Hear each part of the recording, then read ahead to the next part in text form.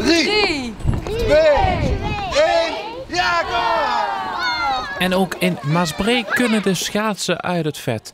Daar werd donderdagmiddag de schaatsbaan geopend. Leerlingen van de school mochten als eerste de baan betreden. Ja, ik was het vorige week aan het zoeken om het op het ruiterterrein te doen, maar dat ging niet omdat de grondslag niet goed was. En toen kwam ik zondagmorgen hier bij de Jongens voorbij en toen zag ik de parkeerplaats liggen. Ik dacht, dat is een ideale locatie voor een baan te maken. En dan zijn we zondagmiddag aan begonnen. En Jo zei direct, wat gaan we doen? Ik heb het hem eigenlijk niet gevraagd, we zijn gewoon begonnen.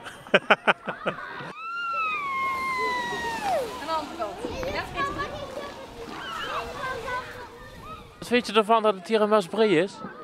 Dat is best wel cool. Waarom? Dat het gewoon cool is. Ja. En wat ben je aan het doen? Ik ben de slee aan het trekken. De jongens zitten erop en dan trek ik de slee. Nou, laat maar eens zien.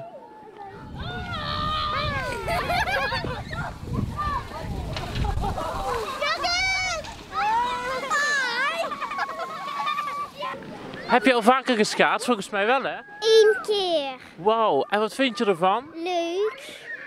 Je kan schaatsen en dan rennen en dan kan je vallen.